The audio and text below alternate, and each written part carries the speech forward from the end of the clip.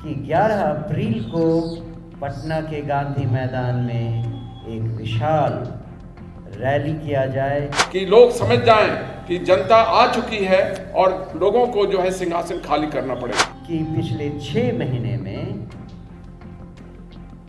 जन स्वराज पार्टी कहां से कहां पहुंच गई है। बिहार में अगर बदलाव लाना है तो सबसे पहले हम सबको ये अग्री करना पड़ेगा कि इंक्रीमेंटल चेंज से अब कुछ नहीं होने वाला है। जो ट्रांसफॉर्मेशन होना है बिहार में, उसके लिए एक नई सोच की ज़रूरत है जो अब तक के किसी भी राजनीतिक दल के पास नहीं है। ये बदलाव रैली करने के पहले हमने जिलों में, प्रखंडों में और गांव के स्तर पर अपने सारे कार्यकर्ताओं से सलाह मशविरा किया और उन सब के सहयोग से और उन सब की स्वीकृति से ये डिसाइड किया गया कि 11 अप्रैल को पटना के गांधी मैदान में एक विशाल रैली किया जाए जिसे बिहार बदलाव रैली कहा जाएगा। ये क्या मैसेज देना चाहता है?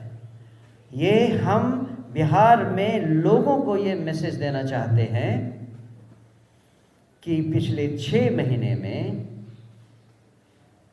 जन स्वराज पार्टी कहां से कहां पहुंच गई है। जब आप वो रश्मि रथी में भगवान कृष्ण कहते हैं, दुर्योधन रण ऐसा होगा फिर कभी नहीं जैसा होगा, तो यही ये रैली होगी जैसी फिर आप कभी नहीं देखेंगे। मुझे लगता है कि आपके मार्फत हम बिहार की सारी जनता को आमंत्रण देते हैं कि वो इस रैली में आएं और बिहार में व्यवस्था परिवर्तन की जो मुहिम हमने चलाई है वो कहां तक पहुंची है, उसमें वो अपना योगदान देना ना भूलें और इस ऐतिहासिक पल में शिरकत करना बिल्कुल नहीं भूलें। मुझे लगता है कि बिहार में सब लोग इस बात के लिए तैयार हैं कि हम अपने उन राजनीतिक दलों को और उन राजनीतिक नेताओं को अब और कोई मौका नहीं देना चाहेंगे। जो विकल्प उन्हें चाहिए था वो विकल्प अब जन स्वराज पार्टी के नाम से उनके सामने है और अब समय आ गया है कि जनता इस पर पूरा ध्यान दे।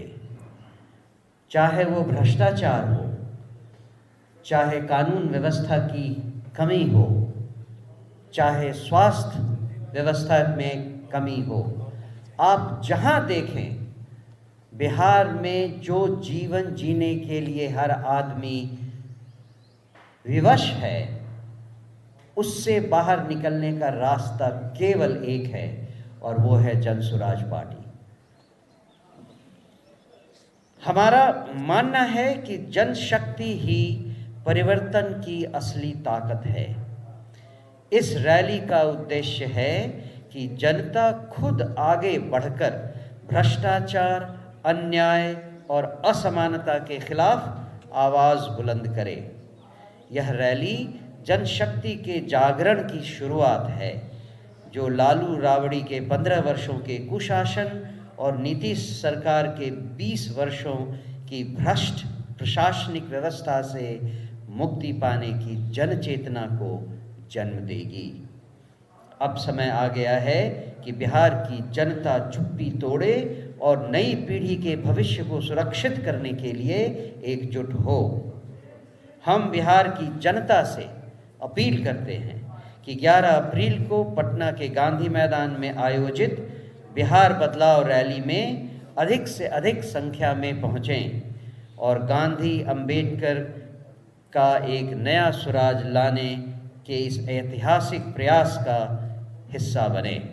हमारा लक्ष्य है नया बिहार, सशक्त बिहार, आत्मनिर्भर बिहार। इसलिए बदलाव की इस रैली में आपका स्वागत है। मतलब कि बिहार की जो शासन व्यवस्था है, जिसमें चिकित्सा और शिक्षा से लेकर के अफसरशाही और भ्रष्टाचार का बोलबाला है, पलायन बड़े पैमाने पर हो रहा है। इसमें अगर बदलाव चाहने वाले जो भी बिहार के नौजवान साथी हों, महिलाएं हों, बच्चे हों या बुजुर्ग हों, मजदूर हों, किसान हो, अगर इस बिहार की भ्रष्ट शासन व्यवस्था से मुक्ति चाहते हैं तो जन सुराज ने जो अभियान चलाया है उस अभियान पर खरा उतरने का, यानी आगामी विधानसभा चुनाव बहुत नज़दीक है। इस चुनाव के पहले जन सुराज रैली के माध्यम से आपको यह आश्वस्त करने के लिए बिहार के 13 करोड़ लोगों को आश्वस्त करती है कि जन सुराज ने जो संकल्प लिया है बिहार बदलाव का, उस बदलाव को हम लोग